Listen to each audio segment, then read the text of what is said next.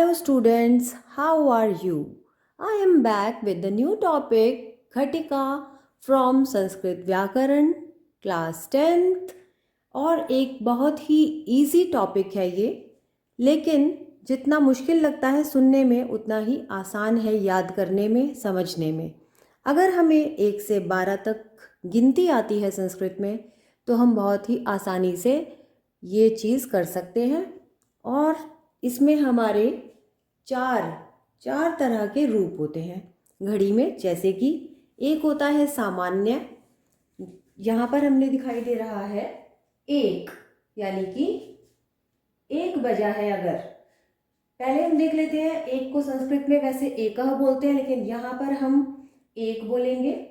उसके बाद है हमारा द्वि, त्रि, 4 को चतुर, र के नीचे हलंत आएगा, 5 पंच, 6 षट, सप्त, अष्ट, नव, दश, एकादश, द्वादश। ठीक है, तो ये हो गई हमारी गिनती। अब अगर हमने इसके आगे लगा दिया वादनम, वादनम मीन्स बजे, यानी कि 1 बजे, 2 बजे, 3 बजे, 4 बजे, इसी तरह से ये वादनम का अर्थ होता है बजे। ठीक है, तो अगर हमारी घड़ी में पूरा टाइम है, यानी कि अगर छोटी सुई 12 पर है और बड़ी सुई किसी भी अंक पर है, तो हम उसी तरह से समय का पता लगा लेंगे। अगर हमें ये गिनती आती होगी तो हम किसी को भी संस्कृत में या अपने एग्जाम में संस्कृत में बता सकते हैं। 7 बजे है अगर उस घड़ी में, तो हम बता सकते हैं सप्तवादनम, 8 बजे है तो अष्टवादनम, 11 बजे है तो एकादश वादनम। आइए अब देखते हैं हम कुछ घड़ियाँ। घड़ी में छोटी सुई 3 पर है और बड़ी सुई 12 पर है, तो क्या बज गया है? त्रिवादनम। यहाँ पर हमारे बजे हैं पंचवादनम। यहाँ 7 पर है छोटी सुई तो सप्तवादनम, 10 पर है छोटी सुई तो दशवादनम। ठीक है, इसी तरह से हमारे 4 रूप होते हैं। ये था हमारा सामान्य रूप। उसके बाद हमारा आता, इस सामान्य रूप को हम पूर्ण बोलते हैं। पूर्ण यानी कि जब घड़ी की बड़ी सुई 12 बजे, ठीक है, 12 अंक पर हो और छोटी किसी भी अंक पर हो, तो जिस पर छोटी सुई है उसको बोलते हैं पूर्ण बज गए हैं। ठीक है, अभी मैंने आपको जैसे बता ही दिया है पूरा इसका अर्थ कि कैसे पूर्ण बजते हैं। उसके बाद है हमारा होता है सवा। तो हमारा सवा कैसे बजते हैं? 1:15 को हम बोलते हैं सवा। तो जब घड़ी की बड़ी सुई 3 पर है और छोटी सुई किसी भी नंबर पे, समझ लीजिए 1 पर है, तो उसे हम बोलते हैं सवा। या अगर 2 पर है छोटी सुई तो हम बोलेंगे 2:15। ठीक है, इसी तरह से अगर 1:15 है तो बोलेंगे सपाद, तो सपादैक वादनम। ठीक है, 1:15 को हम बोलेंगे सपादैक वादनम, क्योंकि यहाँ पर 1 जुड़ गया तो सपादैक हो गया। अगर 2:15 है तो बोलेंगे सपाद द्विवादनम। 3:15 बजे हैं तो बोलेंगे सपाद त्रिवादनम। इसी तरह से हमारे सारा 1:15, 2:15 को उसी तरह से हम चेंज कर सकते हैं। अब है हमारा जो नेक्स्ट है, यानी कि थर्ड। पहला हो गया पूर्ण, दूसरा हो गया सवा, तो तीसरा होता है डेढ़। डेढ़ का मतलब हो गया अर्ध। ठीक है, अब अर्ध, अर्ध में हमें क्या लगाना होता है? सा, तो सार्ध। अगर हम इसमें स जोड़ेंगे अर्ध में तो सार्ध बन जाएगा। ठीक है, तो जब हमारा कोई भी टाइम बजेगा लाइक 1:30, 2:30, तो हम उसको कैसे लिखेंगे? 1:30 को हम लिखेंगे सार्धैक वादनम, क्योंकि यहाँ पे 1 जुड़ा है तो यहाँ पे ऐ की मात्रा आ गई है। और अगर ये 2:30 है तो बोलेंगे सार्ध द्विवादनम, सार्ध त्रिवादनम, सार्ध चतुर्वादनम, सार्ध पंचवादनम। आप यहाँ से देख के पूरा टाइम समझ सकते हैं।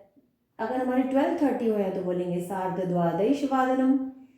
ठीक है, अब है हमारा फोर्थ, यानी कि स्टूडेंट्स जब 1:30 हो गया, अब उसके बाद है 1:45, तो इसको बोलते हैं पौने। हिंदी में हम पौने बोलते हैं और इंग्लिश में तो आपको पता ही है 1:45 1:45 को इंग्लिश में बोलते हैं 1:45, लेकिन संस्कृत में बोलेंगे पादोन।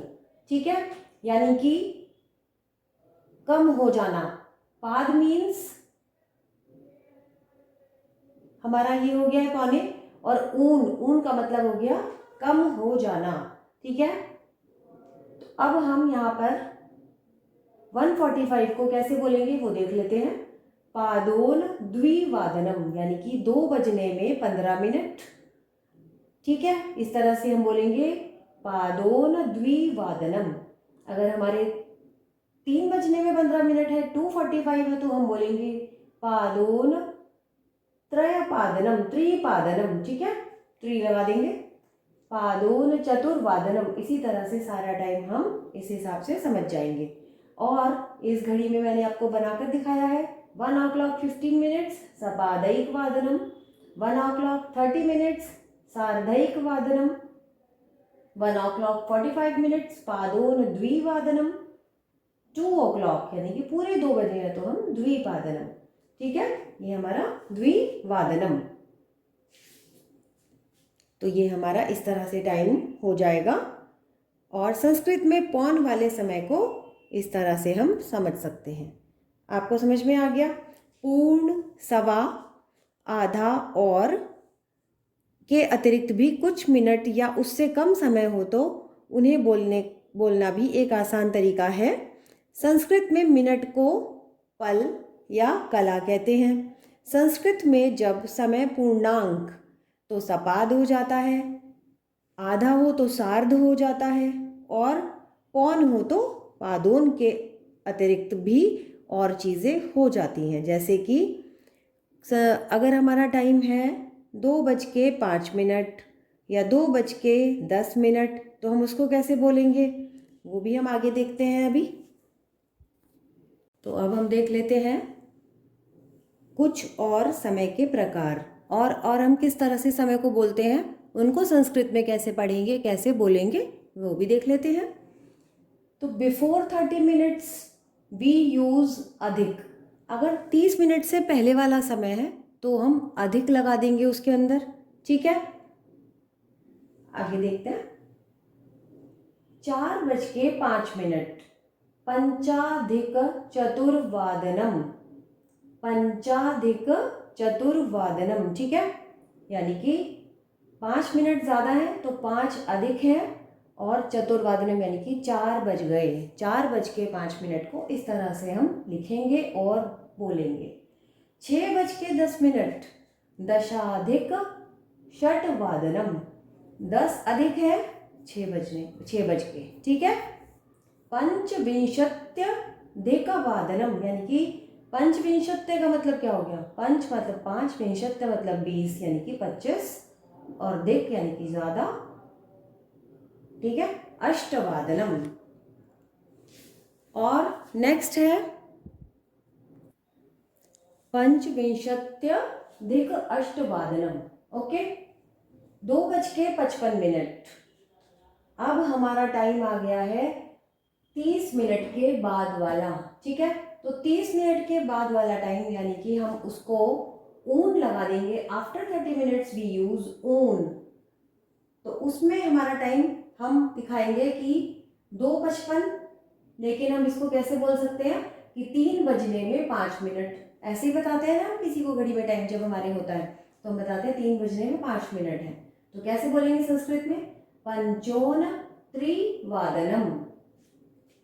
पंचोन मतलब 5 मिनट है 3 बजने में। ओके, 4:40 यानी कि 20 मिनट्स हैं 5 बजने में, तो हम कैसे बोलेंगे? विंशुत्यन पंचवादनम, विंशत्यून पंचवादनम। 6:50 कैसे बोलेंगे? 10 मिनट है 7 बजने में।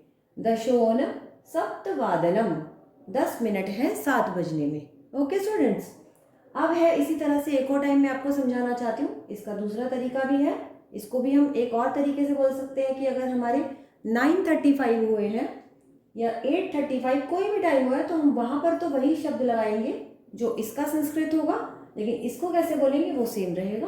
पंचत्रिंशदधिक नववादनम, मतलब कि 35 मिनट्स ज़्यादा हो गए हैं, अधिक। यहाँ पर भी हम अधिक का यूज़ भी कर सकते हैं। तो हम किसी भी तरह से हम टाइम ऐसे भी बताते हैं कि 4:35, हम यहाँ पर ये तो नहीं बोलेंगे कि 5 बजने में 25 मिनट, है ना। तो इसको कैसे पढ़ेंगे, पंचत्रिंशदिक नववादनम। तो आपको अच्छे से समझ में आ गया होगा जब आप इसको समझेंगे। और अब आपको क्या करना है, ये सभी टाइम है ना जो मैंने सिंगल सिंगल लिखे हैं, 4:05, तो आप इसके सभी आंसर्स लिखिए। 1:05, 2:05, 3:05, इसी तरह से फिर सभी का इसी तरह से आप सारे सीक्वल्स लिखेंगे टाइम के, जितने भी होते हैं हमारे पूरी घड़ी में टाइम। तो आप उनको सबको लिख करके संस्कृत में अगर आपने ये लिखने बैठे तो ज़्यादा से ज़्यादा आपके 20-25 मिनट में आप पूरा लिख लेंगे और आपकी बहुत अच्छे से प्रैक्टिस हो जाएगी। तो इसी तरह से आप इसको पूरा वर्क को कर लेंगे और जब आप इस वीडियो को देखोगे बार बार आपको अच्छे से समझ में आ जाएगा। एंड उससे पहले अगर आपने अभी तक सब्सक्राइब नहीं किया चैनल तो सब्सक्राइब कर लीजिए। जो भी कोई नए आए हैं इस चैनल पे, do like and press the bell icon for more videos and share this video to your friends and relatives।